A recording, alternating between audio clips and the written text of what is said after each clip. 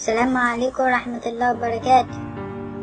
أنا طالعة النهاردة عشان أدي رسالة مش بس لسيادة الرئيس، طالعة أديها للشعب المصري العظيم كله. الشعب المصري العظيم اللي قام بثورة عظيمة، ثورة 25 يناير. الثورة دي هي اللي خلت مصر تبقى للأحسن والشعب يبقى كويس. لحد امتى يا جماعة هنقدر نعمل بيبي في الشارع؟ لحد امتى يا جماعة؟ امال عملنا الثورة ليه؟ يا سيادة الرئيس الشارع بقى كله ناس واقفة لمؤاخذة بتعمل بيبي في قلب الشارع. طب ده يرجي مين؟ يرجي مين ده؟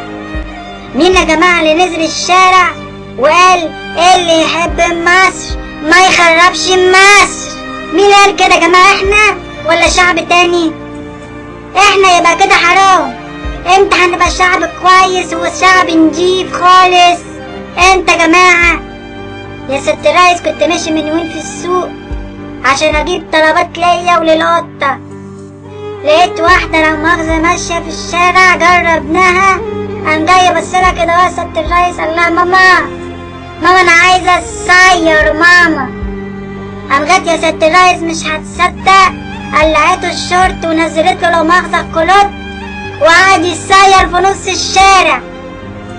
طب ده ليه يرضي مين ده يا جماعة؟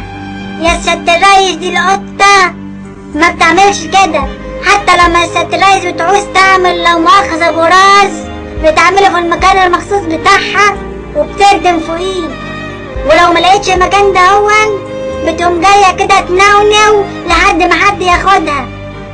القطة يا ست الرئيس. عشان كده انا من النهاردة بعمل حملة اسمها معا ضد التبول في قلب الشارع، والمؤسسين بتوعها انا والقطة يا ست الرئيس هيجي بتاع النهاردة انا وهي مؤسسين، وشعارنا هو حاجة واحدة، انا والقطة ايد واحدة. يا بنت الوسخة.